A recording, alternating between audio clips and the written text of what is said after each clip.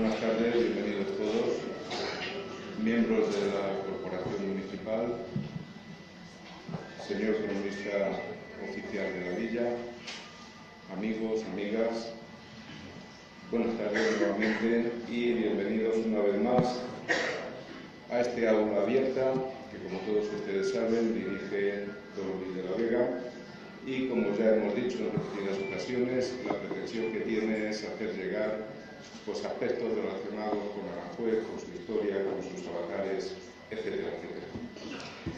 Es de esta manera que, una vez más, esta tarde nos vamos a pasar un rato entretenido, un rato alegre y, lo que es más importante, un rato en el que nuestros sentidos se van a abrir de par en par cuando comencemos a escuchar a Manuel Martínez. Como saben, él es el ponente de esta tarde. Manuel Martínez es un estudioso de nuestra historia y de nuestro entorno, al que tanto le gusta de la seriedad en sus trabajos de documentación e investigación. Todos los presentes recordamos la magnífica lección que nos brindó el curso pasado con aquella colección de imágenes y sonidos recopiladas en el Nodo y que estaban referidas lógicamente a nuestra localidad. Hoy nos va a contar una serie de historias, insisto en que han sido perfectamente estudiadas y documentadas, a través de un recorrido que se inicia en el siglo XV y finalizará en el pasado siglo XX. Evidentemente realizará saltos en el tiempo, lo que me hace concebir esperanzas de que estos saltos puedan ser contemplados en cursos posteriores. El título de la ponencia, Cuando fuimos los mejores, es una evocación a muchos de los acontecimientos que, teniendo a Aranjuez como testigo, ocurrieron por primera vez en la historia, ya fuese a nivel nacional o a nivel mundial.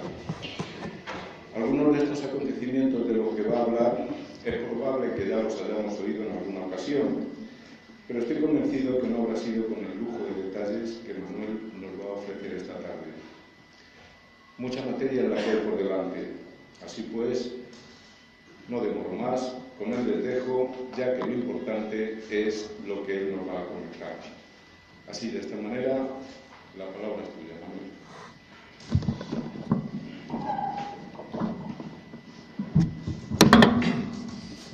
¿Qué tal? ¿Se oye bien ahí?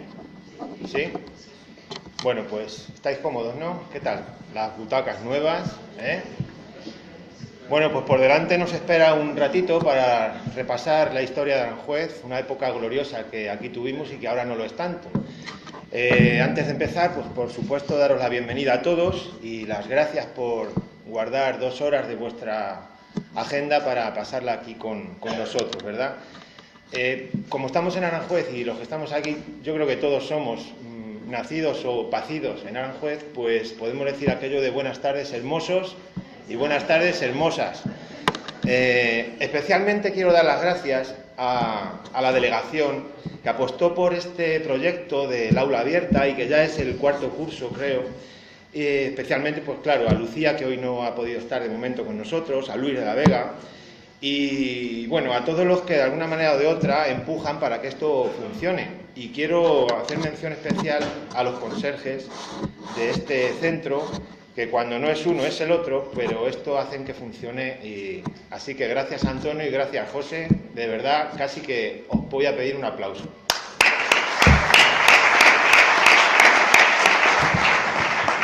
Bueno, pues una noche Tomás, sin él saberlo, me dio la clave para la introducción de hoy. Me dijo por Facebook: Manuel, el motín lo tapa todo. Él no sé si se acuerda. Y es verdad, el motín lo tapa todo. Yo añadiría al motín también el concierto de Aranjuez. Son 2 hechos que han ocurrido aquí y que tapan una serie de hechos que de alguna forma merece la pena conocer más en profundidad. Así que hoy vamos a destaparlos. Entonces, a todo esto había que ponerle un título y más de uno me ha preguntado: ¿y eso de cuando fuimos los mejores qué es? Pues mirad, es una canción, es el título de una canción de Loquillo, que el contexto de la canción no tiene nada que ver con lo que vamos a ver aquí hoy, pero que sí define exactamente la esencia de lo que vamos a tratar, que es esa época en la que Aranjuez jugaba en primera división, ¿verdad? Y no estoy hablando de fútbol, estoy hablando de otras cosas. Así que hoy ya sabemos que esto no es así, que ese esplendor pasó de alguna forma y de lo que se trata es de recuperarlo de alguna manera, ¿verdad? Entre todos.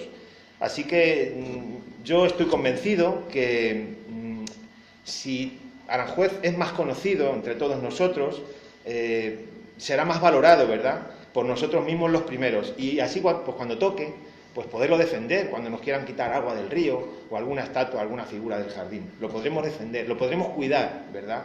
Y podremos luchar de alguna forma porque vuelvan de alguna manera a esos buenos tiempos. Yo creo que depende en gran parte de nosotros y ese creo que es el camino. Bien, pues antes de empezar, sí os quiero decir dos cosas. La primera es que voy a usar fotografías, algún cuadro, referencias bibliográficas, algún vídeo que otro, y he procurado siempre que he podido mantener el logo del canal de televisión, de la emisora de radio, del autor que hizo la fotografía, etcétera, etcétera. Si alguno se me escapa, lo siento, ¿vale? Pero intentaré mencionarles a todos. Y antes de empezar, una última recomendación o consejo. Cuando vais por ahí, es normal que os digan, bueno, apagar el móvil. Yo he pensado que es mejor que no le apaguéis, que le dejéis encendido todos. Y así, pues, si dentro de un ratito esto suena a rollo, a petardo, pues siempre podéis coger el móvil, hacéis una llamada a un conocido y le decís por WhatsApp, llámame, por favor, socorro. El teléfono se ilumina, vosotros os levantáis, con educación decís lo siento, me tengo que ir y os habéis librado de todo esto. Así que yo el móvil le dejaría encendido, a mí no me molesta y os puede salvar, ¿eh? Bueno, pues la historia de Aranjuez podríamos empezar hace muchísimo tiempo, pero lo vamos a hacer, como ha dicho Tomás, en el siglo XV. Podríamos remontarnos mucho más, a los 400, 500.000 años en los que ya en las orillas de los ríos se concentraban grupos de 1 centenar o 2 centenares de habitantes, pero no vamos a irnos tan lejos, ¿verdad? Vamos a empezar en el siglo XV y ahí le tenéis, Aranjuez en el siglo XV, desde que habéis pasado, ¿vale? Ese sería Aranjuez, un lugar lleno de agua, lleno de animales, lleno de bosque, de vegetación, y lo he aderezado con la música que habéis oído al pasar, que pertenece a una colección de obras elegidas como preferidas por los reyes católicos y que se llama El Cancionero de Palacio. Son más de 400, yo he elegido 2 para que os hagáis una idea. Es música que no parece que sea del siglo XV, perfectamente se podría usar en un programa de la 2 de animales, ¿vale? Bueno, pues visto esto, no es de extrañar que los maestres de Santiago, cuando pasaron por aquí, se enamorasen de este sitio y lo eligiesen como lugar de descanso. Y posteriormente, pues los reyes católicos y sucesores reyes que han pasado por aquí, pues para su recreo, como lugar de caza, etc. Para hacernos una idea de lo que llegó a ser Aranjuez en el siglo XVII, vamos a comentar esto que tenéis aquí, que lo voy a ampliar un poquito, que es una página del primer diccionario de la lengua española, llamado Tesoro de la lengua castellana o española. El autor, Sebastián de Covarrubias, ahora avanza, es que no avanzaba el vídeo, ahí lo tenéis. El autor, Sebastián de Covarrubias, inicia este proyecto cuando tiene 66 años. Claro, empieza con mucho afán y las definiciones las hace muy extensas, muy extensas. Cuando llega a la letra C, él teme por su vida y piensa que no le va a dar tiempo a terminarlo y entonces abrevia. La suerte que tenemos los de Aranjuez es que nos llamamos, nuestro pueblo empieza por la A, con lo cual ahí tenéis la definición que dio Sebastián de Covarrubias en el siglo XVII de lo que era para él Aranjuez. Y leemos: pago deleitoso en la ribera del Tajo, bien conocido por tener allí el rey nuestro señor, gran recreación de huertas, jardines, caza, pesca y pastos.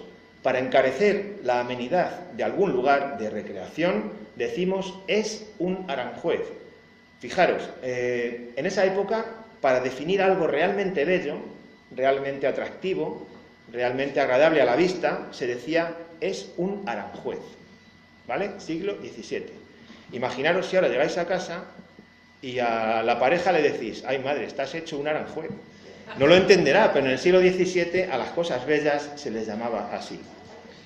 Bueno, pues Desde los reyes católicos en adelante, todos los Austrias y los Borbones hasta Isabel II pasaron por aquí, como diría nuestro amigo Ricardo Lorenzo, pasaron por aquí y dejaron su impronta, sus obras, su arte y su pensamiento. El hecho de que los reyes se desplazasen aquí por largas temporadas y arrastrasen a toda la corte hacía que aquí viniese dinero y eso hacía que se produjesen hechos o circunstancias que vamos a ir viendo. Hechos que han marcado la historia, personajes que han pasado por aquí ilustres, eventos pioneros, decisiones que se toman históricas, construcciones únicas, composiciones literarias y musicales que han dado la vuelta al mundo.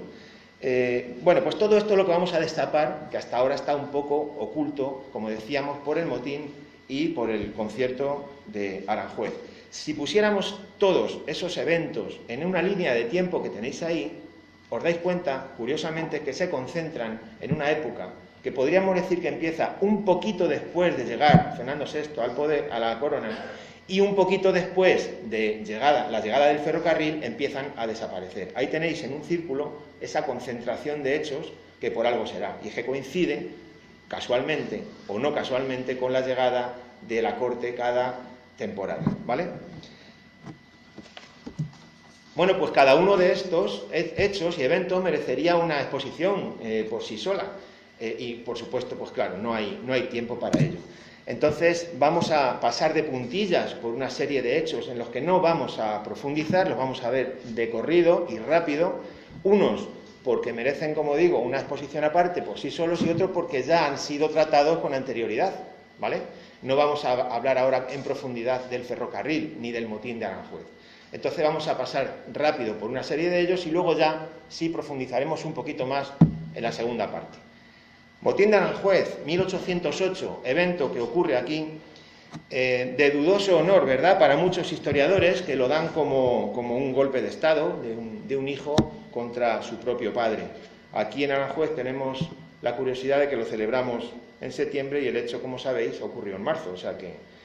Bueno, pues también somos pioneros en esto, y es que somos la primera ciudad que fue nombrada Paisaje Cultural Patrimonio de la Humanidad en el año 2001, la primera ciudad de España que obtiene ese título. Ahí tenéis la lista, si alguien la quiere la puede obtener fácilmente, y con flecha verde pasaron 10 años hasta que la siguiente ciudad obtiene el mismo título. La primera, Aranjuez. Otro evento, la Yeguada Real, ¿verdad? 1489, la más antigua de Europa. Duró hasta los años 70, cuando algún iluminado, desde la calle de la Reina, disparó a unos caballos que pastaban por aquel entonces, dentro del Jardín del Príncipe, mató a 2 caballos y eso fue su fin. Napoleón, el mismo Napoleón, llegó a tener 11 caballos de esta Yeguada Real. Como digo, fue la más antigua de Europa. Ahí le tenéis a Napoleón montando un caballo, y es que Napoleón también tiene algo que ver con Aranjuez y una batalla que no fue capaz de ganar aquí en Aranjuez. El ejército napoleónico salió derrotado en una batalla en la que se enfrentaron en estas tierras más de 30.000 soldados, ¿vale? Si algún día vais a París, en el Arco del Triunfo, pues están inscritas todas las ciudades en las que Napoleón ganó una batalla, que rondan las 1900, pero Aranjuez no está. Sí vais a encontrar Ocaña, sí vais a encontrar Cuenca, pero no vais a encontrar Aranjuez. De esto ya se hacía eco José Luis Lindo, el cronista, ya en el semanario Más, en el año 2009. Hipódromos. La gente piensa que hubo uno. Antes del nuevo, del 1917, ya hubo otro en la misma zona, lo veis ahí con flecha negra, ¿de acuerdo? Bueno, pues este hipódromo fue echado abajo y sustituido por el que veis con flecha roja, que es el que ya más o menos es más contemporáneo a nosotros. Este hipódromo albergaba carreras que competían con las ciudades más importantes del circuito hípico, como Sevilla, Granada, Barcelona, Santander, San Sebastián y Madrid. Aranjuez era el inicio de la temporada hípica y disponía de un apeadero hecho adrede, hecho a propósito.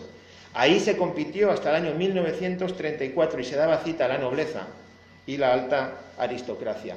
En la última foto que habéis visto se veía una vista aérea de lo que queda todavía del hipódromo, que si vais por allí todavía se ve en el suelo la marca del trazado del recorrido, ¿vale? 1851, Estación de las Delicias, Madrid. Inicio del recorrido de la línea Madrid-Aranjuez, como sabéis, segunda línea de la península, tercera línea de España, entonces Cuba era española. Restos del embarcadero de la primera estación de Aranjuez.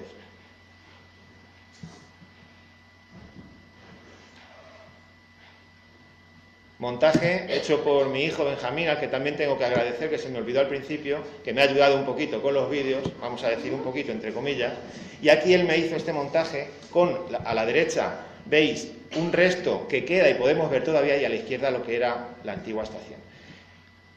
Lo traigo no solo por ser la segunda línea de ferrocarril de la península y tercera de España, sino porque fue la primera línea que transportó correo, ¿vale? Un vagón con correo. FISE, que todos conocemos en Aranjuez como penicilina, 1951. Primera fábrica de antibióticos que hubo en España. Antibióticos, con lo que eso supuso, ¿verdad? Pues la primera fábrica de antibióticos en España estuvo aquí. 1808, Junta Central Suprema, tema que ya trató Tomás Ruiz el mes pasado en profundidad y que hoy solo me voy a referir a él para decir que surge en Aranjuez a instancias de Floridablanca y que gobernó España y sus colonias, ¿vale? Ya Tomás Ruiz el mes pasado dio buena cuenta de este tema.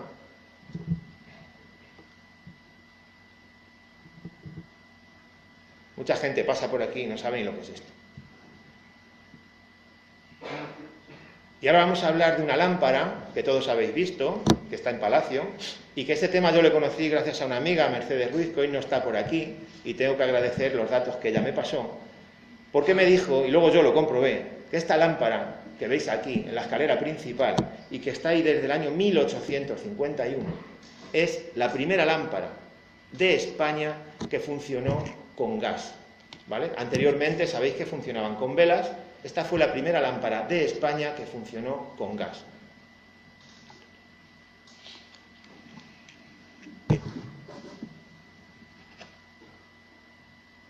Tiene más de 200 velas y es de estilo imperio.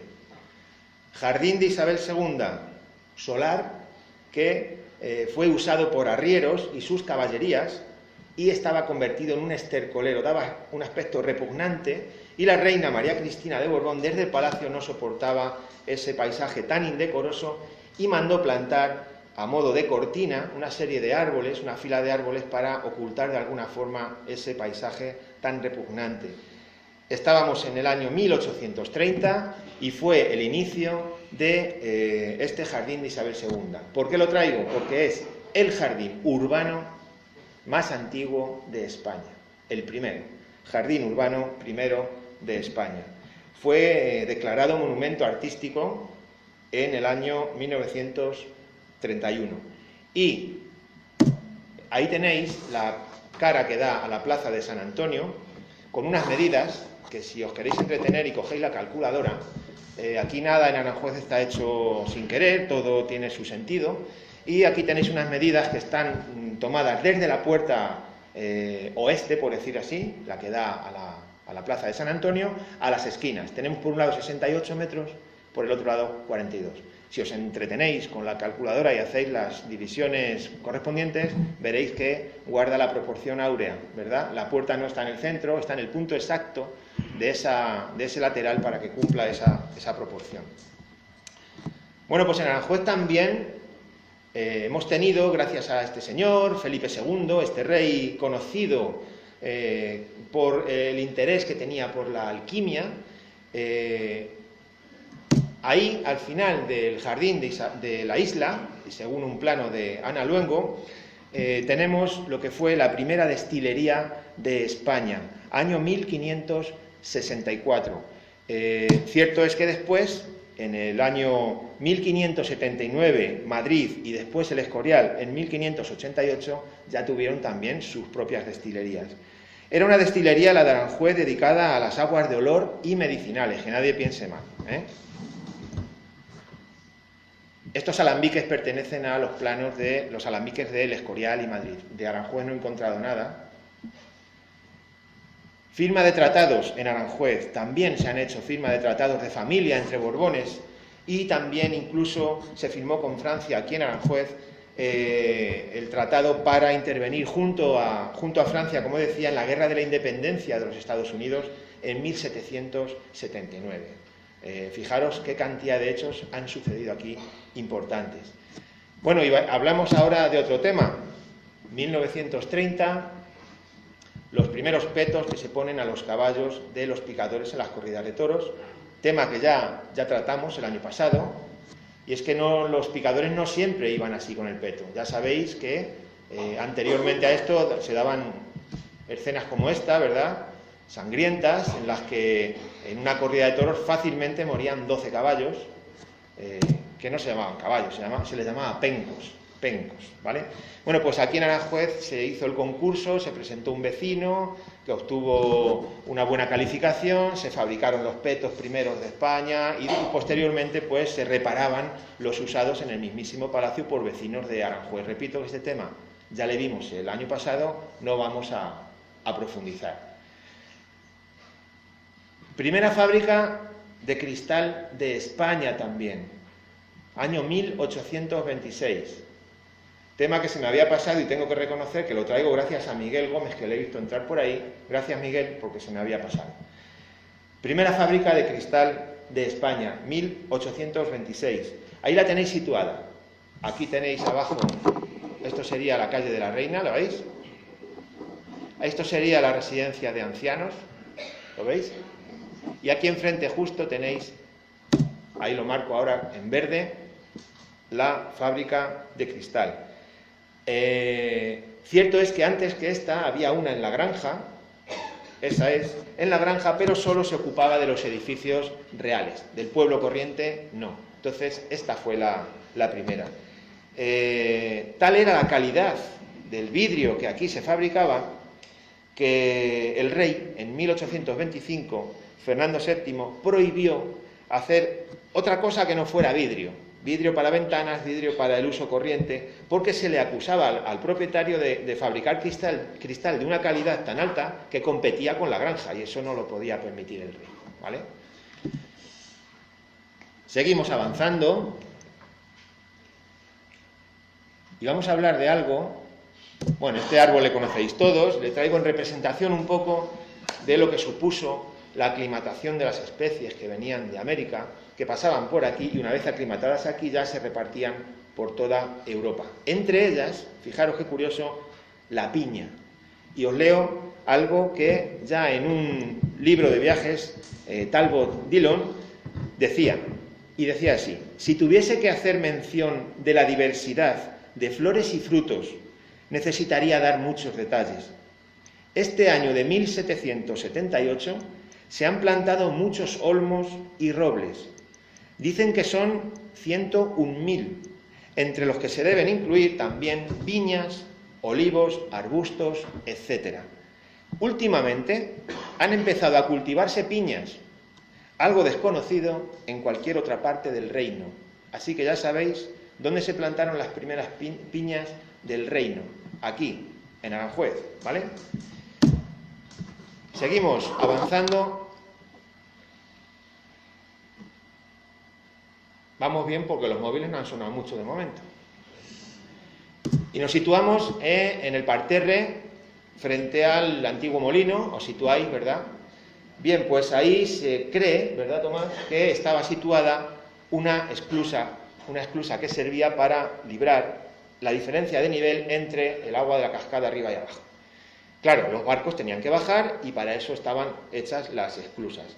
Ana Luengo, en su libro Aranjuez, Utopía y Realidad, en la página 84, nos dice: se puede decir que, por voluntad de Felipe II, y gracias a los conocimientos técnicos de Juan Bautista de Toledo, se construyó en Aranjuez una de las primeras esclusas que se hicieron en todo el mundo. ¿Vale? Ya sabéis dónde estaba y para lo que servía, y que fue una de las primeras del mundo. Bueno, pues en este edificio han ocurrido también muchas cosas, como bodas, defunciones, nacimientos de reyes. Como veis, es mucho el material, es poco el tiempo, y ha habido que hacer una difícil selección de los temas. De todos los temas estos que han sucedido aquí y que marcaron otro tiempo en el que fuimos importantes, ¿verdad? En el que fuimos pioneros en muchas cosas, en el que fuimos en ese tiempo los mejores, si no del todo, sí en el grupo de primera división. Y eso hay que recuperarlo un poco entre todos. Hay que mover a Aranjuez. Y ahora vamos a empezar en profundidad a hablar de unos cuantos temas ya con más detalle. ¿Qué tal? ¿Vamos bien? Bueno, pues empezamos hablando del Jardín Botánico. Año 1555. Se establece en Aranjuez el primer jardín botánico de España. Su fundador fue el médico naturalista Andrés Laguna, quien ejerció una gran influencia en la botánica española. Médico del Papa, tuvo oportunidad de conocer los jardines botánicos de Padua y Pisa. Viendo su utilidad médica, indicó al rey Felipe II la necesidad de crear en España un jardín semejante. Felipe II aceptó y se cree que estaba situado en las llamadas huertas del Pico Tajo, en las inmediaciones del cauce del río Jarama. Pidió jardineros a Flandes, que llegaron en 1561 junto con otros franceses. No es mucho lo que se sabe de este jardín y de su historia, así como por qué dejó de funcionar. Lo cierto es que después, Fernando VI, en 1755, mandó la creación ya de un real jardín botánico en la huerta de Migas Calientes, conocida como Puerta de Hierro en Madrid. De este jardín botánico, y especialmente en tiempos de Carlos III, salieron las especies que conformaron los nuevos jardines botánicos de toda España. Posteriormente, en 1774, Carlos III dio instrucciones para el traslado de este jardín botánico real desde la huerta de Migas Calientes hasta el Paseo del Prado. Los encargados de este proyecto fueron Sabatini y Juan de Villanueva. Pero nunca olvidéis que el primero de todos, de toda España, fue el de Aranjuez.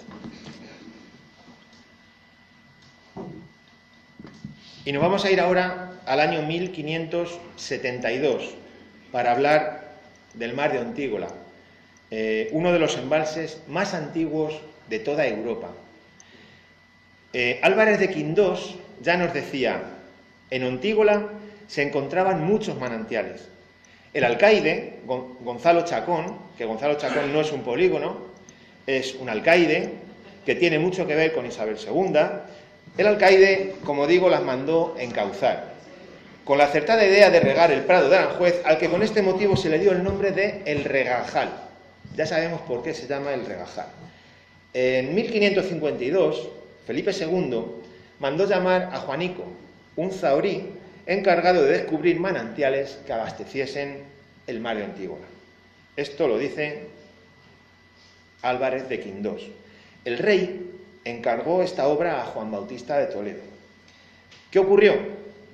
Que concluida la presa, tenía tanto agua, había tanta presión, que el muro lo echaba abajo, lo destruía. Y hubo que inventarse esto que hay aquí, llamado contrafuertes, y que hacía las veces de contención entre todos para que ese muro no se venciera. Bien, pues esta fue la primera vez que se usaron contrafuertes en el Renacimiento, ¿de acuerdo? La conclusión de la presa, ya muerto Toledo, correspondió a Juan de Herrera en 1572 y ha sufrido numerosos contratiempos. La técnica del siglo XVI no sabía que los cimientos sobre el que estaba hecho el mar eran yesíferos y eso tenía problemas. Aún así, constituyó un hito. Fue, durante mucho tiempo, la de mayor volumen de agua embalsada, lo que le valió el calificativo de mar, Por eso se le llama mar, por la cantidad de agua embalsada que contiene. Fue el mayor embalse artificial de la época y contenía varias islas provistas de cenadores. Celebraban torneos allí y naumaquias.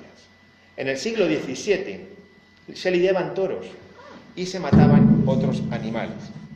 Y fijaros lo que nos cuenta Álvarez de Quindos. Habiéndose formado en 1625 una isleta en el centro y construido en ella un pabellón o cenador, bellas góndolas y chalupas surcaban sus aguas ocupadas por Felipe IV, Carlos II y doña Mariana de Austria. La fiesta de los despeñaderos era otro recreo. Habían construido en la cumbre de los cerros del mediodía unas jaulas donde encerraban fieras que se pensaban sacrificar. Desde estas jaulas partía un puente, terminando en el centro del mar.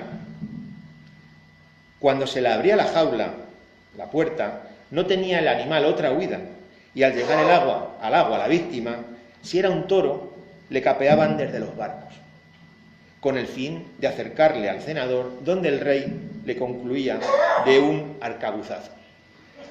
Felipe V, muy entusiasta de este tema, solamente en un día, el día 23 de marzo de 1725, mató 12 toros, 3 jabalíes y un camello.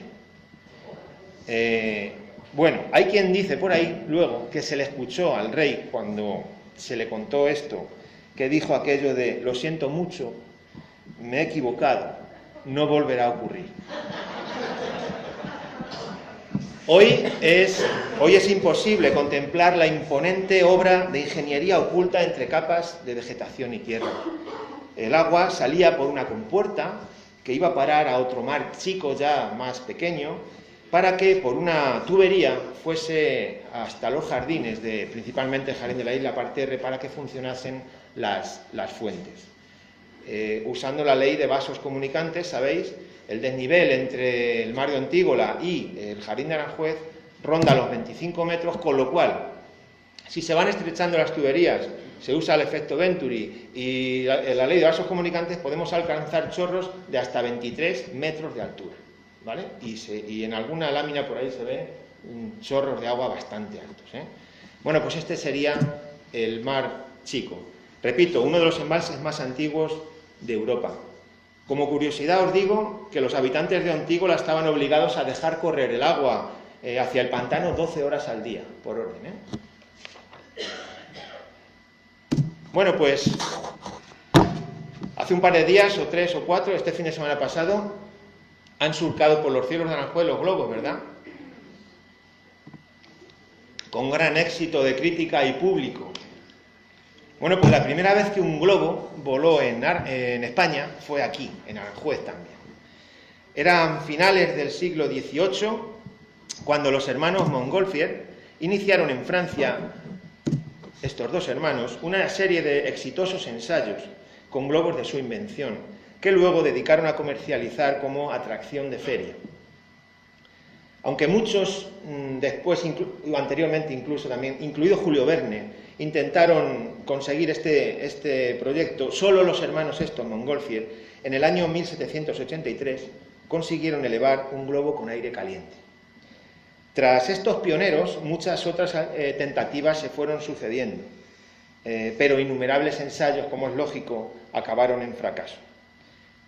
Carlos IV y otros miembros de la familia real, aburridos, pues agradecían cualquier distracción como este vuelo del globo Montgolfier en Aranjuez, que según cuentan las crónicas fue muy accidentado y que el tripulante resultó herido al desplomarse súbitamente el globo contra el suelo al iniciar el ascenso.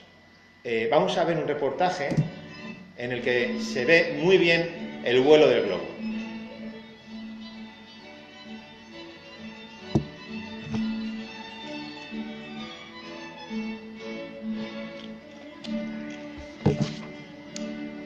...1784... Para ser esa fecha, el vídeo se ve bastante bien.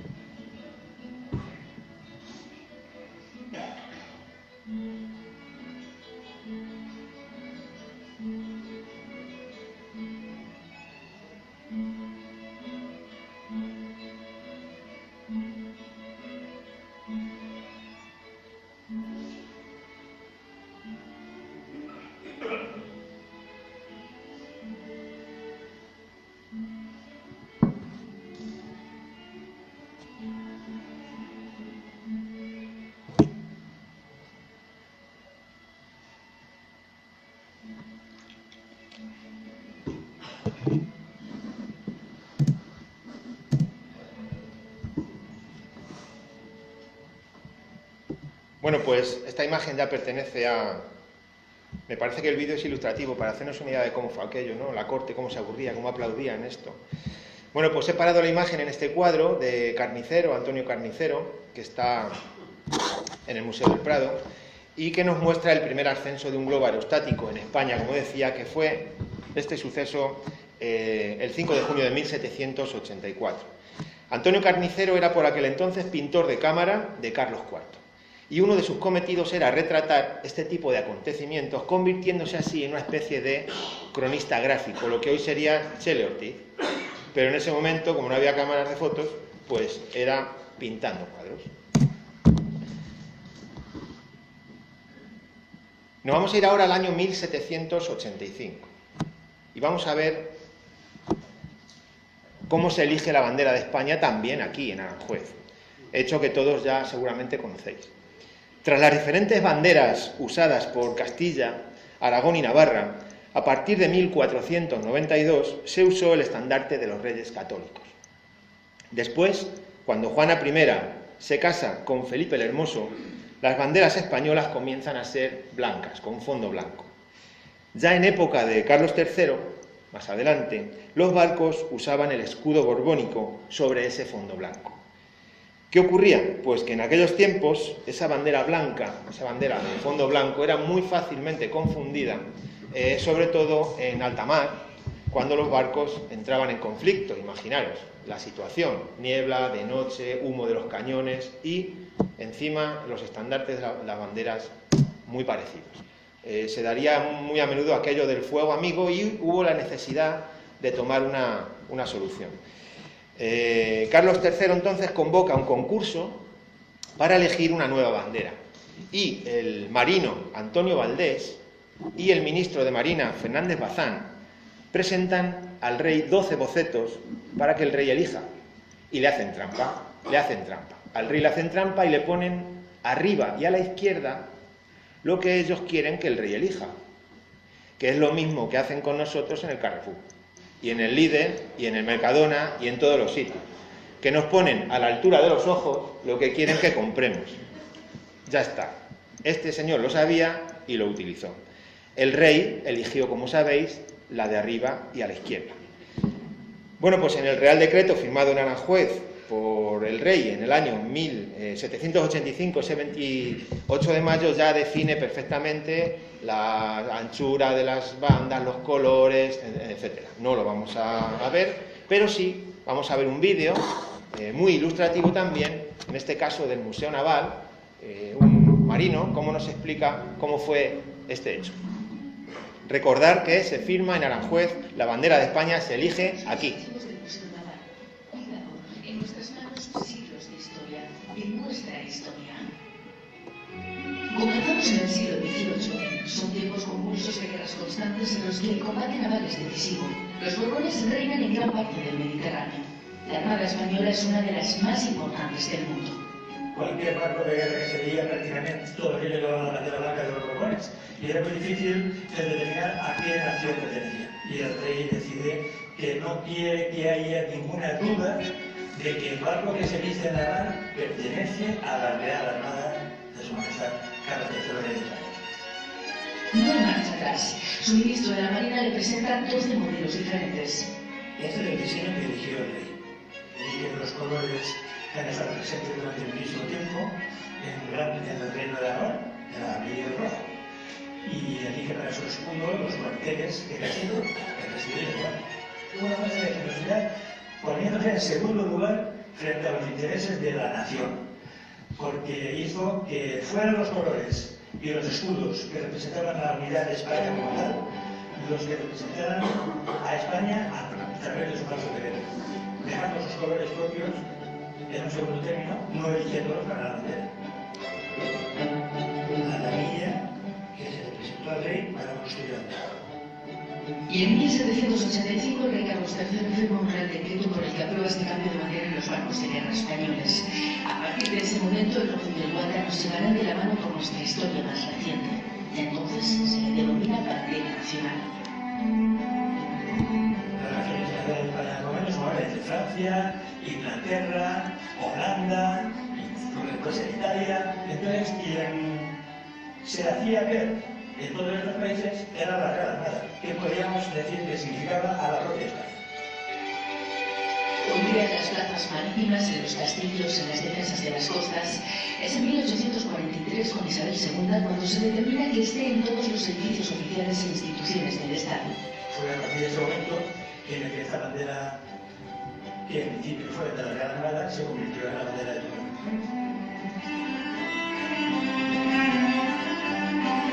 Entonces hoy nuestra bandera ha tenido que adaptarse al devenir político.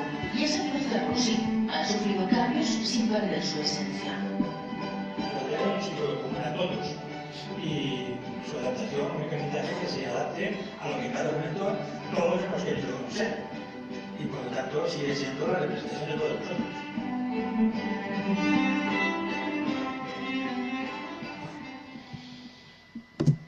Bueno, 1833, el puente colgado, el puente Barcas,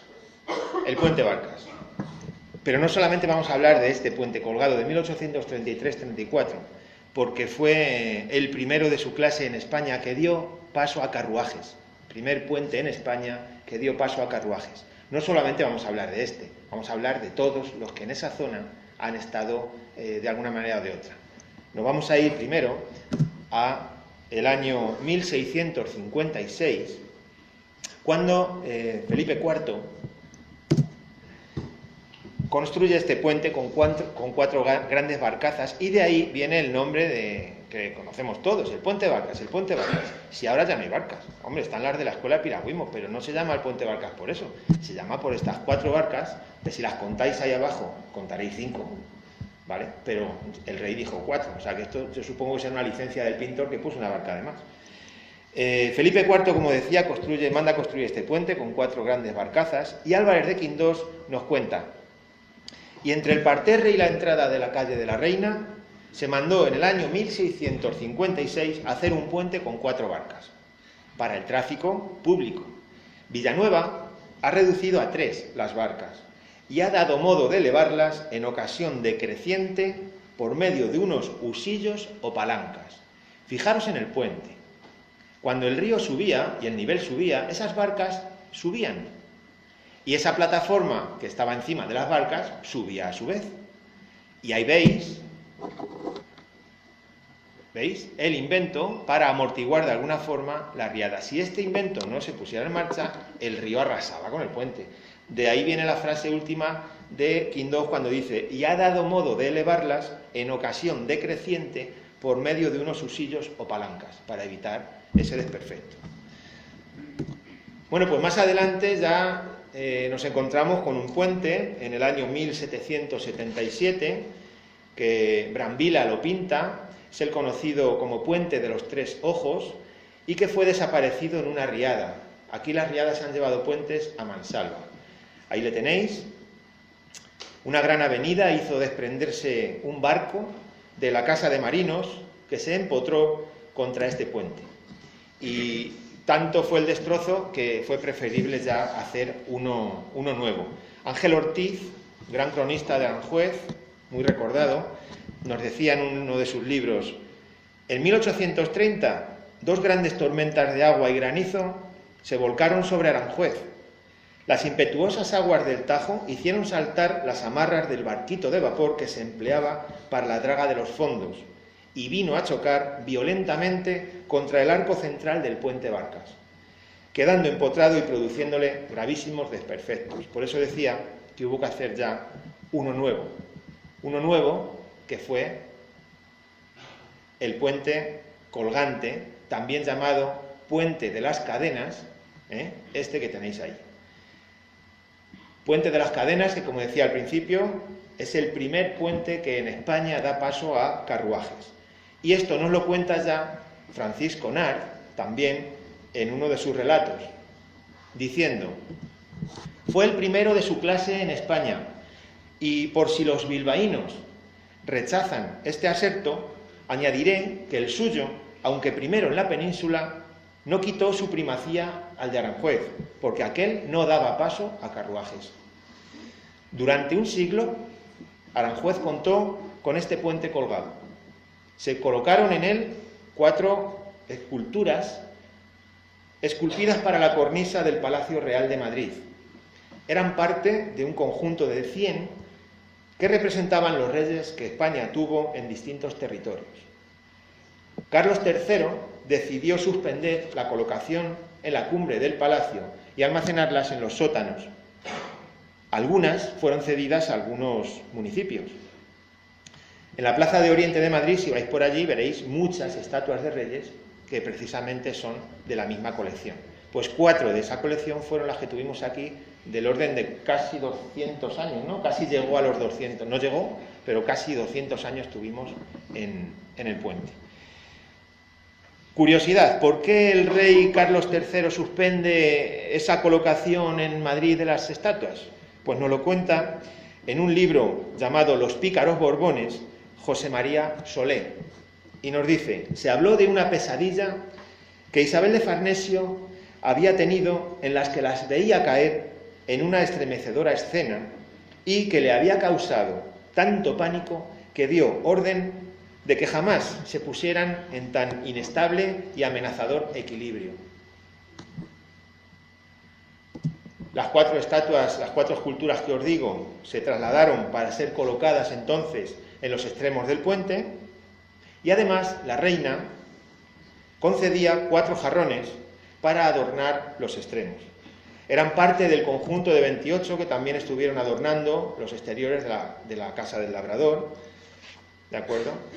Y aprovecho para deciros que las fotos que vais viendo, pues en algunos casos son impagables, ¿verdad? Porque se ven cosas que ya, desgraciadamente, pues no están con nosotros. No solamente las estatuas y los jarrones, sino también algún vecino, algún edificio como el Molino, la casa del señor Frutos famosa, del guarda del parterre, etcétera, ¿vale?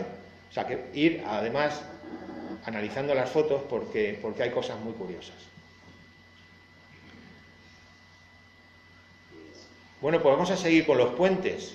Y Aranjuez es mucho de puentes. Yo prefiero un puente a un muro. Y aquí somos mucho de puentes. De puente a puente, como se dice en la oca, y tiro porque me lleva la corriente. ¿Y qué corriente, verdad? Mirad los vecinos ahí asomados a la barandilla porque era un espectáculo. ¿Qué nivel llevaba el agua? A punto de superar el nivel del puente.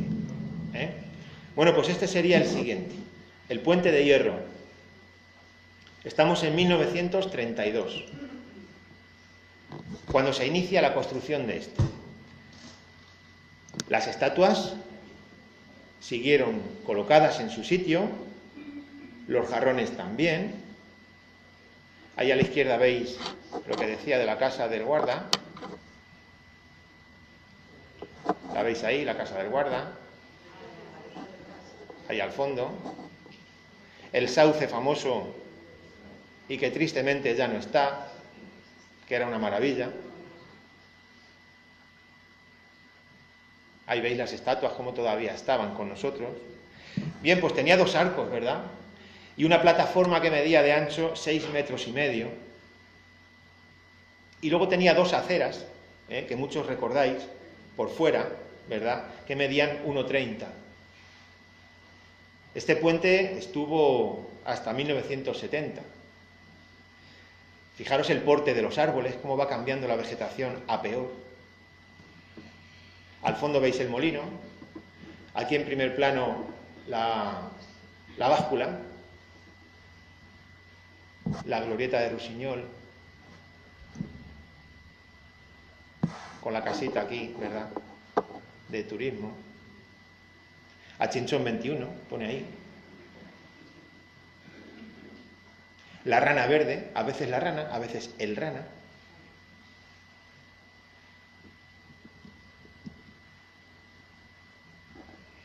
Bien, pues en el año, como decía, 1970, este puente ya, por necesidades, ¿sabéis? ¿Os acordáis de los atascos que se formaban en Semana Santa, en vacaciones, en verano? Pues hubo necesidad de cambiarlo. Ahí tenéis el autor de las fotos. Dije que he mantenido siempre el autor de las fotos y vais a ver cómo siguen saliendo. Bueno, pues el Ministerio en 1969 decide ensanchar este puente y quitar esos arcos para dar más amplitud a la carretera Nacional 4 y esto ya ocasiona la retirada definitiva de las esculturas de los reyes. Al retirarlas, por cierto, a uno se le partió la cabeza y hubo que hacer ahí una reparación. Estos reyes, al quitarlos, fueron a Palacio, a Madrid, y muchos vecinos dicen, se han llevado nuestros reyes, se han llevado... Bueno, eran un préstamo, realmente están en su sitio, ¿verdad? Están en Madrid, para lo que fueron ideados. Después de este puente, pues ya no nos queda más que este, que es el que tenemos ahora, que data de 2014, en esta obra que hubo en la entrada norte de Aranjuez, de la que los ribereños estamos tan orgullosos, tan contentos, y este puente nos encanta de lo precioso y de preciosísimo que es. ¿Dónde va a dar este puente? Con los anteriores. Bueno, pero ¿qué pasó con las estatuas y los jarrones? ¿Qué pasó con las estatuas y los jarrones que nos acompañaron aquí casi 200 años? Pues como decía, se llevaron a Madrid y están en su sitio. Si vais a Madrid y dais un paseo, las podéis ver allí. Están 2 en la calle Bailén y 2 en la plaza de armas del Palacio Real.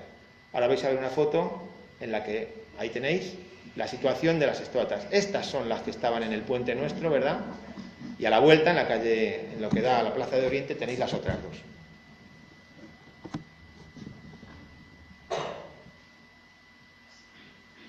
Si vais por allí, le dais recuerdos.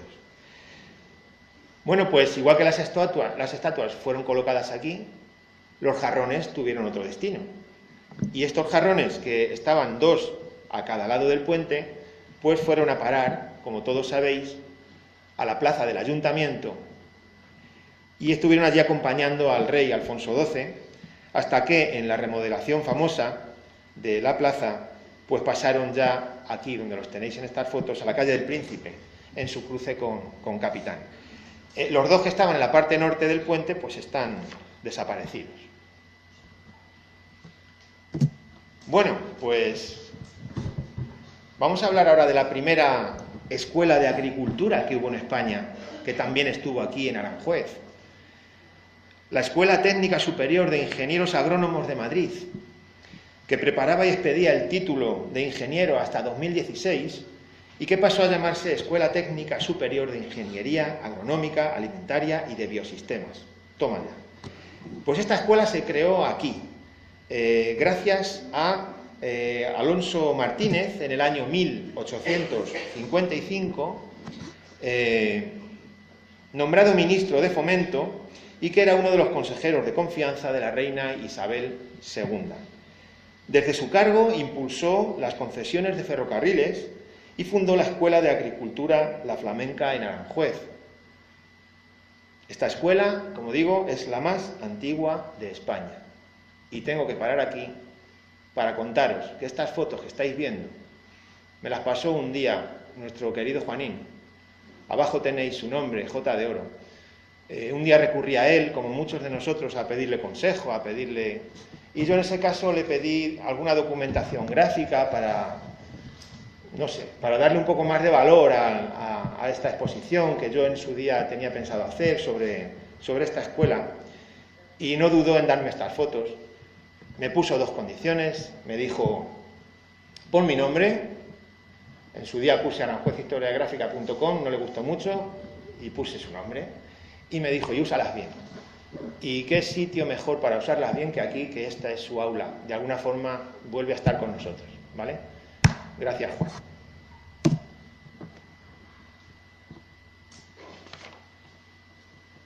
Bueno, pues esta escuela quedó organizada con tan buen criterio que la enseñanza fue luego copiada en Francia sobre este mismo modelo en Versalles. Se copiaron los franceses de nosotros. La Escuela Central de Agricultura, esta, la flamenca, la primera de ingenieros agrónomos que ha habido en Madrid, permaneció 12 años en servicio. Los últimos 5 se trasladó a la misma población y en 1868 se suprimió y trasladó a Madrid. Se ubicó en la finca La Florida, conocida como La Moncloa, y hoy es la Escuela Técnica Superior de Ingenieros Agrónomos.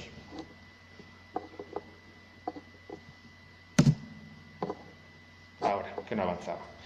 Bien, pues en la primera promoción de esta escuela, que salió en 1861, se formaron solamente 5 ingenieros. Ahora cada año salen 250 y de ellos la mitad son mujeres. Fijaros cómo han cambiado las cosas, ¿eh?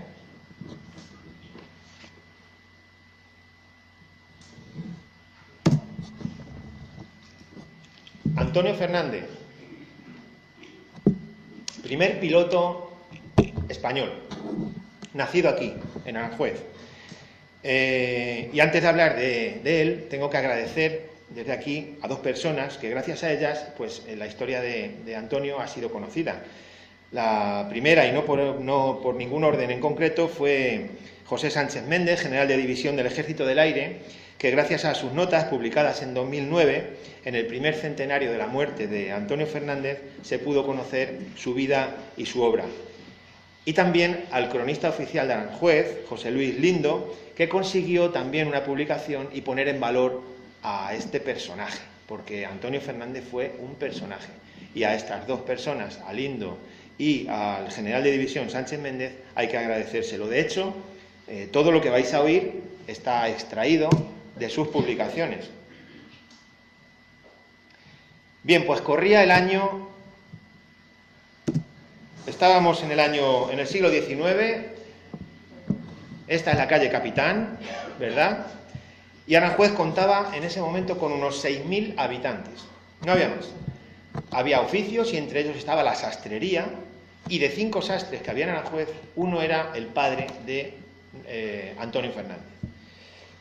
Antonio Fernández nace en Aranjuez, como digo, en el año 1866, en el seno de una familia modesta y muy taurina. 3 de sus hermanos fueron famosos picadores de la época y uno de ellos, el Chano, por ejemplo, trabajó a las órdenes de los primeros espadas del momento, como Bombita, El Gallo o Belmonte. Diversas circunstancias hacen que se trasladen a vivir a la calle del Lucero número 3. Antonio, tras cumplir su servicio militar, se traslada a París en el año 1894. Con el oficio aprendido de la sastrería, logra triunfar en la alta costura parisina, lo que le proporciona una buena posición económica. Era amante del deporte de la bicicleta y de la mecánica. En esos momentos, esa es la calle del Lucero, donde se trasladó la familia, en esos momentos, los primeros vuelos de 1903 despertaron en él una profunda inquietud y lazos de amistad con los primeros aviadores de aquella época. En 1908 comenzó a construir su primer biplano. Tenía 10 metros de largo y 8 de envergadura. Lo fabricó en su propio taller de costura. Se estaban entonces desarrollando los primeros motores de explosión, aligerándolos en lo posible para mejorar la relación peso-potencia, que era el problema. El Fernández, como era conocido, con su hélice de nogal y 235 kilos nada más, compensaba esa falta de potencia. Eran máquinas muy frágiles, pues estaban construidas con madera, con tela y cables. De modo que los primeros modelos de aviones surgieron en talleres de bicicletas, o como es el caso, en una sastrería. Los primeros intentos, como siempre, en todo, fueron un fracaso. Antonio quedó bastante desilusionado por los pobres resultados obtenidos, pero estaba por lo menos consiguiendo que se hablase de él. Decidió fabricar 2 nuevos aparatos que presentó a la exposición de París y que fue este diseño fue en la exposición de París el que llamó la atención del propio presidente de la República. Bien, pues el 27 de noviembre de ese mismo año consiguió elevarse a 20 metros de altura, pero al regresar hizo un aterrizaje algo brusco, sufriendo ligeros daños. Una vez reparados estos pequeños desperfectos, el aviador decidió reanudar sus vuelos de ensayo. Pero antes del vuelo había detectado la rotura de un cable de mando. Él, como estaba ansioso por comenzar los ensayos, decidió sustituirlo por una cuerda. Al intentar tomar tierra, los cables del roce y la cuerda se rompen y se precipita contra el suelo, como veis ahí. El motor, de unos 60 kilos, se le vino encima y le aplastó literalmente. La noticia corrió como la pólvora por toda la Costa Azul y llegó de inmediato a las redacciones de los periódicos locales e internacionales, incluido el New York Times, que ahí os lo dejo, que el 7 de diciembre de 1909 decía así: aviador se mata en su primer vuelo.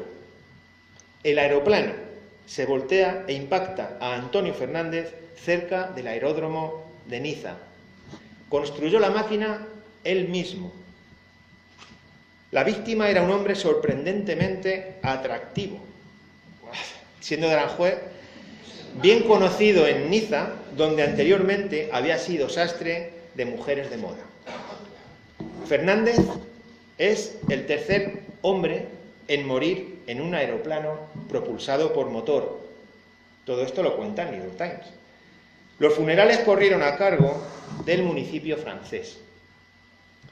El ayuntamiento se hizo cargo de las exequias y de la sepultura, y el pleno municipal aprobó por unanimidad dedicarle una calle.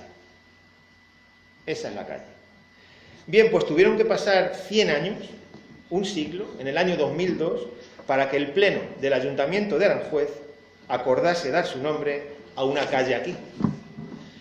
Asimismo, se dispuso una conferencia ofrecida por aquel general que decíamos antes del Ejército del Aire, José Sánchez Méndez, y que al final de la conferencia hizo entrega al Ayuntamiento de 2 placas con la efeméride de la tragedia del aviador.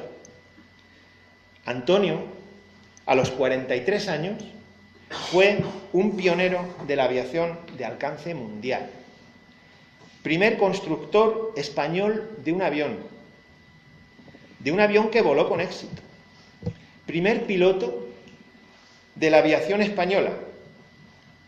Tercer piloto muerto en accidente aéreo en el mundo. Y primero en España. Bueno, pues, como somos así, las 2 placas todavía siguen sin ponerse.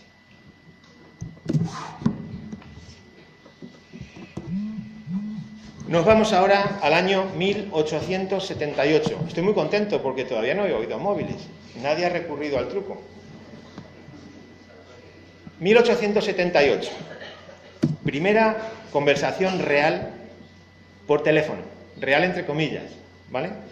Era octubre de 1877, unos meses antes, cuando Graham Bell hizo la demostración de este invento y al mes siguiente fue usado por vez primera en territorio español, en Cuba. Posteriormente, en la península, Barcelona fue la pionera de las pruebas, cuando en diciembre el ejército unió telefónicamente los castillos de Montjuïc y la Ciudadela. Se llevó a cabo así la primera conferencia.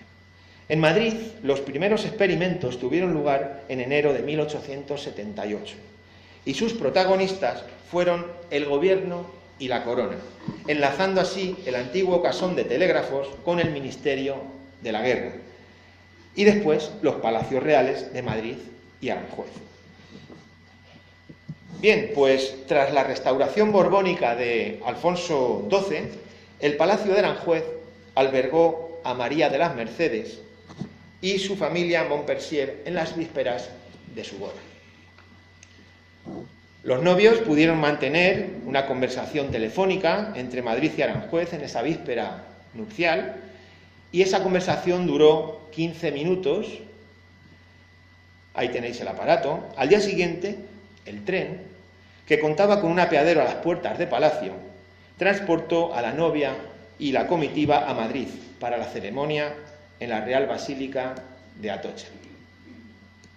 Fue una boda feliz, ahí la tenéis, fruto del amor de unos primos hermanos, que contó con una férrea oposición en la reina Isabel II y la familia Montpensier, que eran enemigos íntimos. El matrimonio tan solo duró 5 meses. Sabéis que un aborto debilitó muchísimo a la reina y no pudo vencer el tifus. Murió cuando tenía tan solo 18 años. Ahí tenéis una imagen de la boda. Por supuesto, no son los reyes. Es un fotograma de la película ¿Dónde vas?, Alfonso XII, que sabéis todos que se rodó en gran parte aquí en Aranjuez. Vicente Parra y... no recuerdo ahora, Paquita Rico, creo. Bien. Y hablaremos ahora de algo que ha significado mucho en los adelantos de cualquier país, como son las comunicaciones, y más concreto, el telégrafo, en el que Aranjuez ha tenido muchísimo que ver en todos sus sistemas, porque el telégrafo ha tenido muchos sistemas, vamos a irlos viendo ahora, poco a poco, no os asustéis, voy rápido, pero quiero hacer mención a lo que significó el telégrafo, y es que acortó distancias, muchas distancias, como no se había hecho antes nunca, desde que el hombre montó a caballo. Miles de años antes, el hombre cuando montó a caballo, eso supuso un adelanto tremendo a la hora de las comunicaciones. Antes el correo iba corriendo, luego fue a caballo. Y ahora teníamos el telégrafo. El jinete a caballo tardaba 2 o 3 días en atravesar con un mensaje la península de Madrid a Irún. 2 o 3 días. Cuando se inventa el telégrafo óptico, al día siguiente, cuando se inaugura, 6 horas. O sea, imaginaros. Es como si comparo cuando se mandaba una carta con un sobre y un email, más o menos, ¿vale? Bien, pues, como decía, hay varios tipos de telégrafos. Cronológicamente son así: electrostático, óptico, eléctrico y, por fin, el último, sin hilos. En todos Aranjuez ha tenido mucho que ver. Los vamos a ver todos rapidito, no tardamos nada. Básicamente, como digo, son 4 tipos y Aranjuez en todos ha tenido mucho que ver. El primero, el electrostático, se termina rápido porque se usó poquísimo. Tenía un problema muy grande. Volta no había inventado todavía la pila y para largas distancias pues no valía. Solo se usaba pues para cortas distancias, como vais a ver ahora. Uno de sus precursores, Wisach, que consiguió comunicar 2 habitaciones contiguas de su casa que tenía la mujer enferma y consiguió con este sistema comunicarse con ella, pero de ahí no podía pasar, ahí lo tenéis, ¿vale? No servía para grandes distancias. Posteriormente, Salvay Campillo, un doctor catalán de Barcelona, dio a conocer en 1795 unos resultados sobre la electricidad aplicada a la telegrafía. Seguían intentando el telégrafo electrostático. Fue invitado a una demostración práctica aquí en Aranjuez, ante la familia real. Salvay pretendía unir Madrid y Aranjuez, pero la electricidad electrostática tenía problemas, como digo, en las largas distancias y no resultó bien. Volta, como decía, todavía no había inventado la pila. Debido a esas dificultades de la época, más adelante, Agustín de Betancourt tuvo que decantarse por la telegrafía óptica. ¿Y qué es eso de la telegrafía óptica? Pues lo vais a ver ahora en un vídeo cortito, en el que vamos a ver cómo funcionaba. Había muchos sistemas de telegrafía óptica, pero básicamente todos funcionaban igual. Una torre que emite un mensaje, a unos kilómetros hay otra torre que lo recibe y que a su vez lo repite para que la siguiente torre lo vuelva a recibir y a repetir. Y así sucesivamente. Podríamos decir que en esencia más o menos es como las señales de humo que hacían los indios con la manta. Más o menos. O aquí en España el silbo gomero, una cosa parecida. Se colocaban, como digo, como veis ahí, varias torres en cadena y cada torre pues repetía el mensaje de la anterior. Ha habido varios sistemas de telegrafía óptica, pero básicamente todos funcionaban igual. Betancourt, en 1798, obtiene de Carlos IV la aprobación para el proyecto de la instalación de la telegrafía en España. La primera línea de telegrafía proyectada es la de Madrid-Cádiz, consistente aproximadamente en unas 70 estaciones. Pero solo se llegó a construir la del tramo Madrid-Aranjuez, que estuvo operativo desde 1800. Álvarez de Quindós, como siempre, nos lo cuenta en sus libros y dice: en el cerro del Parnaso se puso el 22 de junio de 1799, el telégrafo, instrumento para saber en pocos minutos las noticias y avisos de largas distancias. Tenía correspondencia con otros, y todos se han quitado en este año de 1802, o sea que veis lo que duró. Ahí tenéis la situación de donde estaba la torre del telégrafo, ¿verdad? Conocida esta imagen por todos en Aranjuez.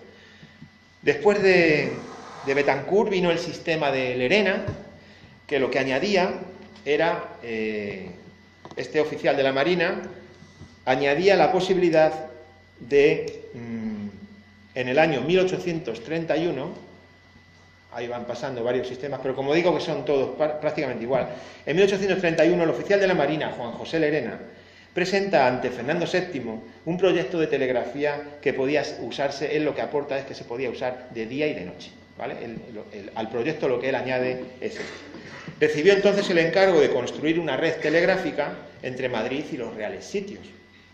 En los años siguientes amplió sus telégrafos a otros palacios reales. Tener en cuenta que este sistema del telégrafo el pueblo no lo podía utilizar. Estaba reservado a los reyes, en algunos casos al ejército, ya al final, pero el pueblo hasta el año 1855 no tuvo acceso al telégrafo. Bien, pues José María Maté es el último que se apunta a la carrera del telégrafo óptico, pero llega un poco tarde porque ya se ha inventado este, que es el eléctrico. Y ya no tiene ningún sentido. Ya en Europa estaban usando este, que es el eléctrico, durante 4 años. No tenía sentido que viniera ahora José María Maté con su proyecto de telegrafía óptica. Ya estaba un poco atrasado. Entonces, en 1857 se sustituyen todas las líneas ópticas y ya se pone el telégrafo este, el eléctrico.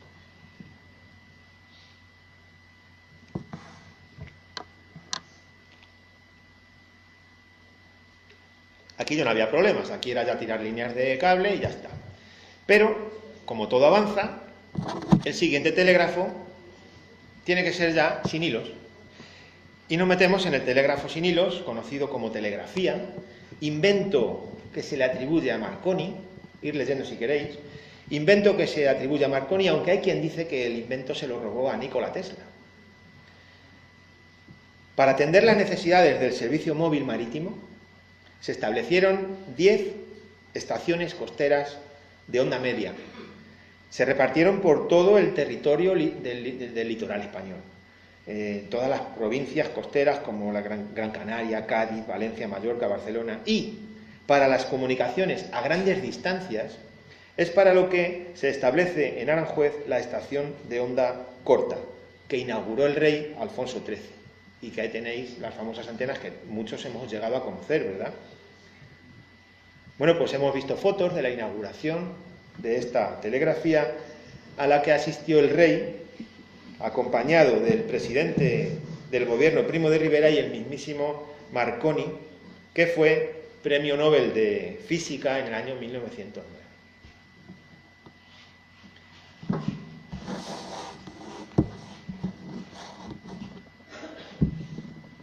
No sé si está por aquí Magdalena Merlos, pero si no está, lo digo igual. Gracias a ella conocí la anécdota que os voy a contar ahora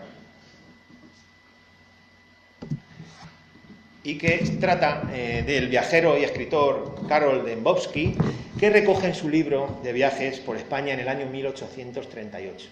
Veréis lo que cuenta. Fernando VII pasó la primavera en Aranjuez. Fue en esta residencia donde se convenció de la utilidad de los telégrafos que había dudado durante mucho tiempo.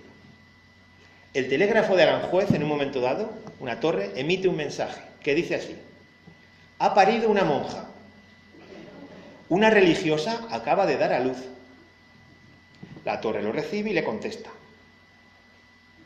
De inmediato, más extraño sería que hubiera parido un monje. El rey se quedó sorprendido por la velocidad y especialmente por la originalidad de ese despacho. Ordenó que se establecieran líneas telegráficas entre Madrid, La Granja y el Escorial. En Aranjuez, además de la torre en el monte de Parnaso, existieron otras, situadas en Valdelascasas, y en la finca de la Flamenca, que es la que tenéis ahí en la imagen. El conocido como telégrafo de la cabina y que es el único que todavía sigue en pie. Es la única que se conserva. Lo podéis ver yendo camino a Toledo, en la carretera, a la derecha, al fondo, ¿vale? En la finca de la Flamenca. Pasado el tiempo se habilitó como casa de guarda y he querido ahí remarcar de alguna forma lo que era la torre para diferenciarlo de lo que fue posteriormente la torre del guarda. Deciros que el monte Parnaso, que hemos visto antes en el dibujo, alojó en total 3 torres de 3 sistemas, una por cada uno: Betancourt, Lerena y Maté. Aranjuez entonces tuvo muchísimo que ver con las comunicaciones en los cuatro sistemas. Aranjuez era puntero en muchas cosas.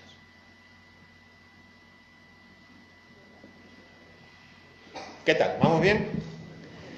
Vamos a ver un vídeo cortito de Televisión Española de la 2 del programa El Escarabajo Verde del año 2016. A 50 kilómetros de la metrópoli, Aranjuez es un auténtico oasis y paraíso de las mariposas. Junto a esta laguna artificial creada por Carlos III, cigüeñuelas, garzas y fochas son testigos mudos de la actividad de una gran diversidad de insectos en la vegetación lacustre. La Reserva Natural El Riajal, Mar de Antígola, debe su protección medioambiental a la conservación de estos lepidópteros. La actividad humana está muy próxima, pero aquí vuelan 1/3 de las 4.800 especies de las mariposas de toda España. Y desde 1979 es un espacio considerado quinta prioridad mundial en conservación de estos lepidópteros. 70 variedades que aquí son peculiares, son las más pequeñas que existen. Bueno, pues la Reserva Natural El Regajal Mar de Antígola se declaró Reserva Natural en el año 1994. Y con datos extraídos de la web madrid.org y el diario El País, os puedo decir que lo forman 629 hectáreas, o lo que es lo mismo, aproximadamente 754 campos de fútbol, para hacernos una idea. Se trata de 2 parajes que contienen una fauna de excepcional importancia. Una, el Regajal, donde existen elementos botánicos y entomológicos de extraordinario valor, como algunas mariposas, y el Mar de Antígola, de gran importancia para aves acuáticas. El terreno que rodea está formado por vegetación propia de zonas húmedas. Posee 154 especies distintas de lepidópteros, lo que viene a ser mariposas, de 507 que existen en España. Algunas son exclusivas de esta reserva, solo están aquí. Esta reserva es visitada continuamente por expertos de todo el mundo. Se trata de una gran colonia. Entomólogos de la Unión Internacional para la Conservación de la Naturaleza en el año 79 ya decían que el Regajal estaba considerado la quinta prioridad mundial para la importancia de las mariposas. Viven casi 400 especies, de ellas 70 diurnas. Aquí se ha localizado a la mariposa más grande de Europa, la que tenéis ahí, de envergadura entre 12 y 16 centímetros. Se ha localizado también a la más veloz, que puede volar a 60 kilómetros por hora y eso le permite cruzar el Atlántico. Y también las más pequeñas del mundo, como la mariposa arlequín. Estas mariposas necesitan unas condiciones muy determinadas que son plenamente satisfechas en este entorno privilegiado. Por ello, en el Regajal y el Mar de Antígola vuelan en los meses primaverales y estivales más de la mitad de las mariposas diurnas de toda la Comunidad de Madrid y 1/3 de todas las que existen en España. El Regajal Mar de Antígola se entiende como la segunda colonia de mariposas más importante del mundo. Y como aquí en España tratamos también las cosas, os puedo decir que este espacio, que es único en Europa, es atravesado por 2 autopistas y una línea de tren de alta velocidad.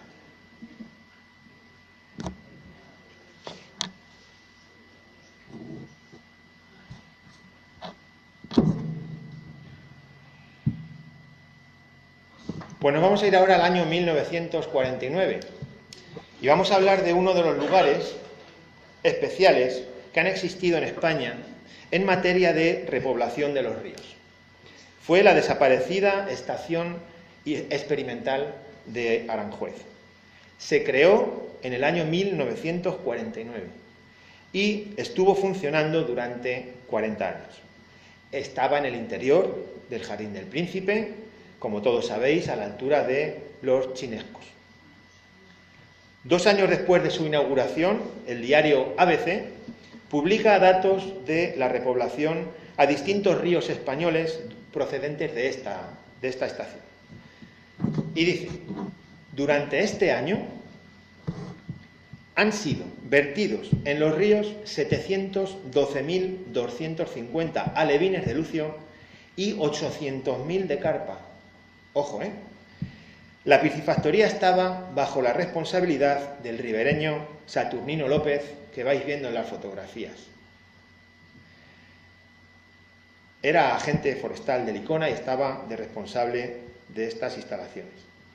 En la década de los 80 del siglo pasado, era la única piscifactoría que estaba en actividad.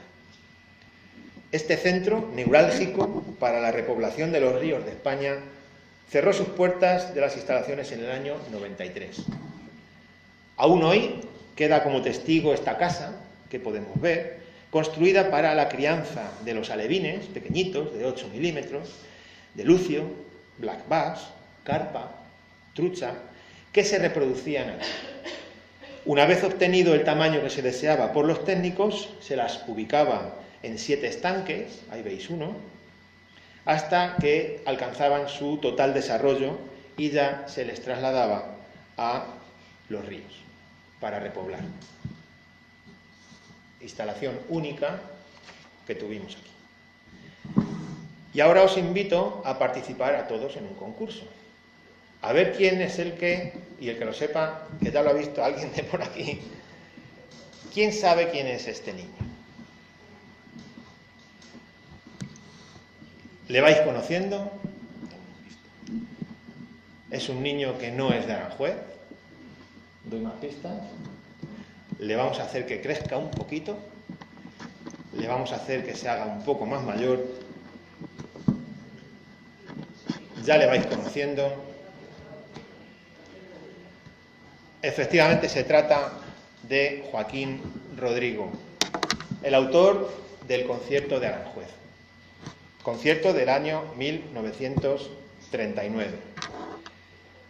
El concierto de Aranjuez no fue inspirado y escrito como nos han venido contando hasta ahora. La verdadera historia, es muy distinta. Según nos cuenta la propia esposa del maestro Rodrigo, el concierto fue compuesto en París, bajo un ambiente tenso por las últimas etapas de la Guerra Civil Española y la incipiente Segunda Guerra Mundial. Ella se encontraba embarazada de su primer hijo, pero mejor que yo, la historia la va a contar Ramón Gener en un corte que obtuve de la cadena SER hace ya unos años y que siempre he tenido ganas de enseñárselo a todo el que lo quiera oír. De verdad que nos explica muy bien el sentido del concierto y yo creo que a partir de hoy todo el que escuche el concierto de Aranjuez lo va a hacer con otros oídos, porque va a entender muy bien el significado.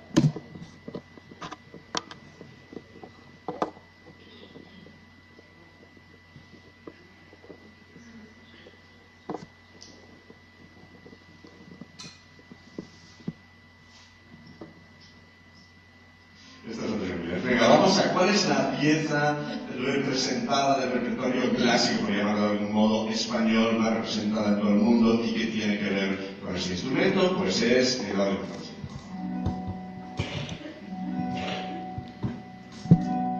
Esto lo conoce todo el mundo.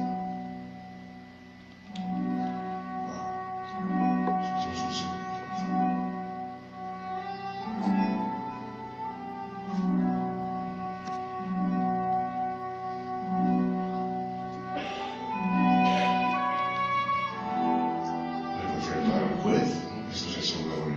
Pues bueno, la gente porque Ramón se ha propuesto llevarnos a lo más profundo de nuestro corazón. Bueno, Desde luego me ha aliviado porque no es el porrón con pelo. no, ni el otro, ¿cómo se llama? Paquito el chocolatero. Concierto de Aranjuez del gran maestro Joaquín Rodrigo. Dos bien. ¿Por qué el concierto de Aranjuez? ¿Por qué él, cuando decía hacer el concierto que le promete a Regino Sáenz de la Maza, lo hace sobre el concierto, sobre Aranjuez? Primero porque pasó su luna de miel con Vicky en Aranjuez. Y el maestro recordaba el olor de las flores, el sonido del agua, todas esas cosas. Bien, él en París le vienen los temas del concierto prácticamente como inmediatamente en su cabeza. Bien, los escucha en su cabeza. Vamos a escuchar, el concierto tiene 3 movimientos, ¿ok? Vamos a escuchar el primero. Este es el primero que entra directamente. Es muy difícil para el guitarrista porque entra ya a saco, mira.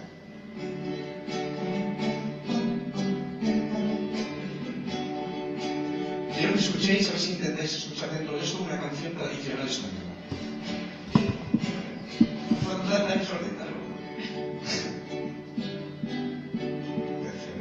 Aquí.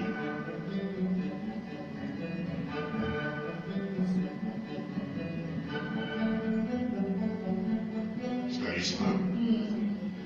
Yo no. ¿Y yo? Vuelvo a poner. ¿Hay alguien en casa que se haya dado cuenta? O sea, que dentro de este tema hay una canción. Anton Pirulero, nada. Es decir, si es alguien que me acaba aquí. Vuelve a poner. Cualquier rato, luego. Exacto. Cada cual que tiene su juego. O sea, no es exactamente la canción, pero se intuye la canción de Antón Pirulero, ¿vale? Hay mucho del folclore popular español en el concierto de Aranjuez. ¿Cuánta gente hoy comiendo dirá, ¿sabes que Antón Pirulero está dentro del concierto de Aranjuez? Pues es así, o sea, es así. Solo empezar el concierto, ya se oye esta cadencia de la guitarra, estos primeros acordes de la guitarra, en los que se oye el Antón Pirulero. En cuanto al segundo movimiento, es el que todos conocemos, ¿bien? Que lo podemos ir escuchando, que es este de aquí, ¿bien? La mujer de Joaquín Rodrigo, Vicky, estaba embarazada. Ella tenía... Embarazada de Cilia. No, embarazada de Cilia, embarazada de una niña, ¿bien? Ella se empieza a encontrar mal y se tiene que ingresar en el hospital. El maestro Rodrigo, ciego, se queda solo en su piso, en su cuchitril. ¿Bien? En ese momento en que viene el médico, cuando ella se encuentra mal, el maestro llama al médico, llega el médico al piso, el médico dice hay que llevarla al hospital, porque esto es un aborto, lo que tiene tu mujer. Se la llevan al hospital. Y su mujer pierde la niña, 7 meses, y a la luz una niña 7 meses, que nace muerta, nace sin latido, y ella queda gravísima. El maestro solo, ciego, en su apartamento, empieza a repensar todo este tema de una manera totalmente nueva. Esto es una teoría que el maestro, lo que voy a explicar ahora es una teoría que el maestro nunca ha explicado, pero que explica en algún momento, explicó en algún momento mucho más tarde, su mujer Vicky, y que un famosísimo guitarrista, que es Pepe Romero, también explica siempre. Y es una teoría que a mí me encanta y que doy por cierta de algún modo porque la propia Vicky la explica. Y es que el segundo movimiento del concierto de Aranjuez, de algún modo, es el dolor del maestro Rodrigo por esa niña 7 mesina que nació muerta y por intentar recuperar la salud de su mujer que se está debatiendo en el hospital por recuperar su salud. Entonces, si escuchamos el audio del 8.3, Jordan, me gustaría que empezamos desde el principio, ya veréis. Quiero que escuchéis, empezamos. Esto son los latidos del corazón de la niña que vive. El concierto empieza, curiosamente, con el instrumento solista acompañando a un instrumento de la orquesta. Lo escuchad. Son los latidos de esa niña que nos Y las señales horarias inoportunas, ¿no? Y de los latidos del corazón. ¿Son los latidos? Pasan la orquesta.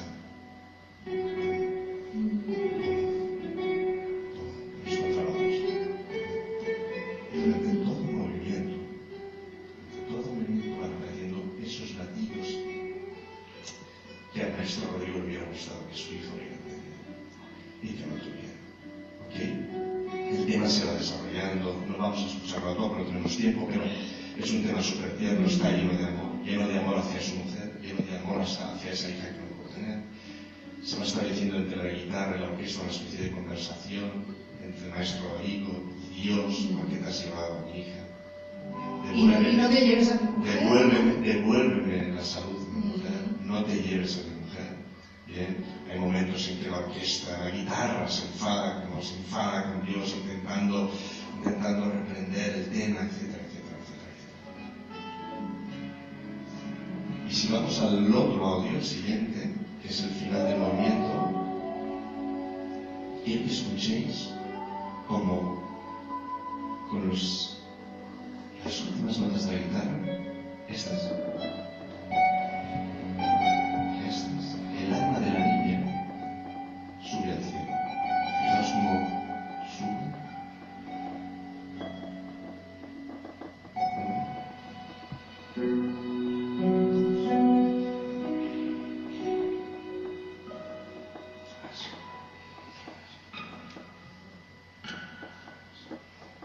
Estas notas son el alma de la niña sitemesina que nació sin vida, que el maestro Rodrigo hace que su hija, en las últimas notas de la guitarra, suba hasta el cielo.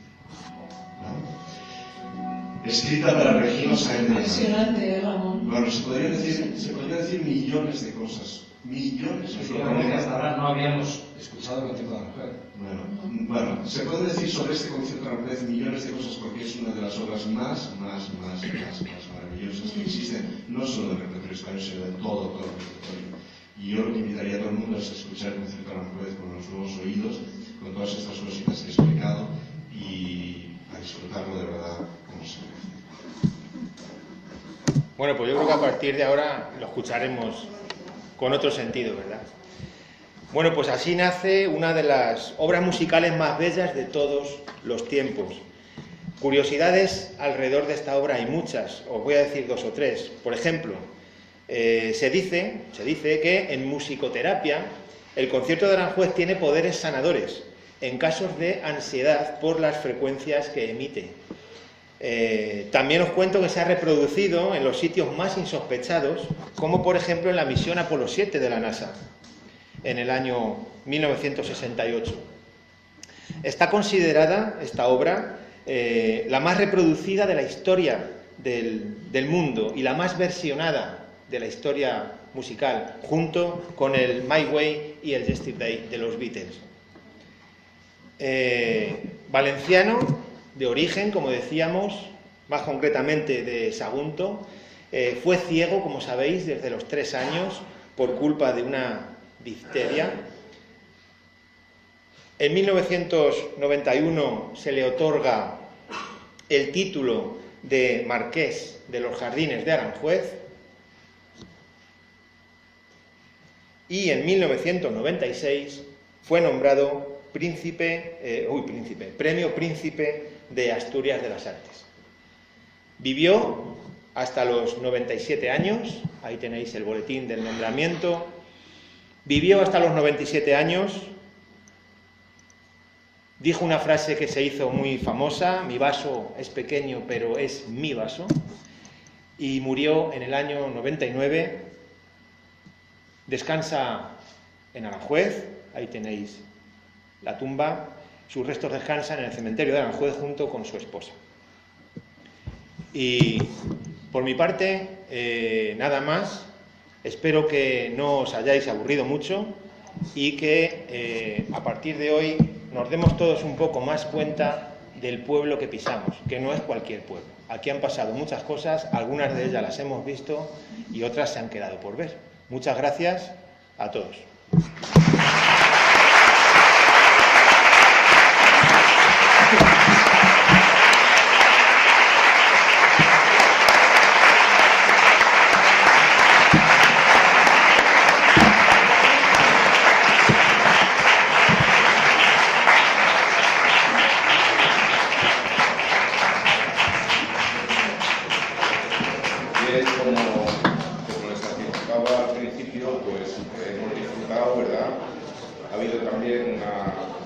Una parte, una nota que os ha dejado así el corazón, yo creo que a todos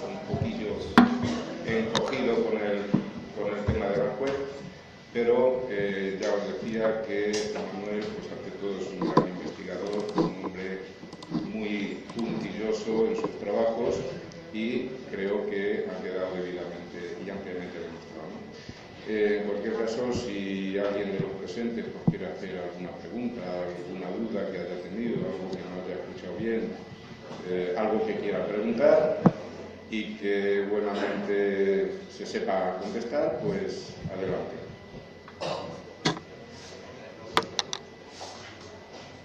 Ha quedado todo claro. Ha quedado todo, si es que no puede ser de otra manera como que lo explico. Bien, pues entonces les emplazamos para el próximo martes, día 13 de noviembre, a las 7 de la tarde, como siempre, en este mismo aula, en la que Tirso Maroto nos va a hablar del Real Club Deportivo Aranjuez, del retrato de un club, Real Aranjuez, 1948-2018, en su primera parte, porque está previsto que haya una segunda parte. Sin más, pues agradecerles su presencia, darles las gracias y decirles pues buenas tardes y hasta la próxima. Gracias.